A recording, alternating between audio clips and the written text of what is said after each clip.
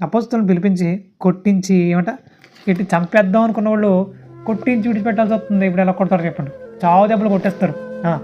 చావు దెబ్బలు కొట్టేసి ఇక యేసునామమును బట్టి బోధింపకూడదని ఆజ్ఞాపించే వారిని విడుదల చేస్తారట. ఇప్పుడు ఈ చరిత్ర జరిగింది, బాగా కొట్టేశారట, ఆజ్ఞాపించేశారట యేసునామమును బట్టి మీరు ఎక్కడ బోధించకూడదని. ఇప్పుడు వాళ్ళు వెళ్ళి ఏం చేస్తున్నారు చూద్దాం.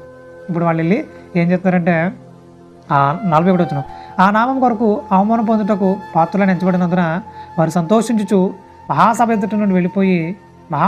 నుండి వెళ్ళిపోయి ప్రతి దినము దేవాలయంలోనూ ఇంటింటను మానక బోధించుచు ఏసే క్రీస్తుని ప్రకటించుండరి అంటున్నాడు.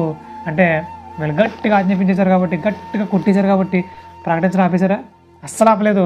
ఎలాంటి పరిస్థితి అయినా ఉండగాక మా ప్రకటన ఆగదంటున్నారు. అంత బలంగా యేసుక్రీస్తు వారి యొక్క స్వార్థ ప్రకటన జరిగిస్తూనే ఉన్నారు. ఎక్కడ వారు విడిచిపెట్టలేదంట, ప్రతి దినం బోధిస్తున్నారట. ఎంత అద్భుతమైన ధన్యత! మరి అలాంటి ఆసక్తితో మనం నింపబడాలని దేవుడు మన పట్ల కోరుకుంటున్నాడు.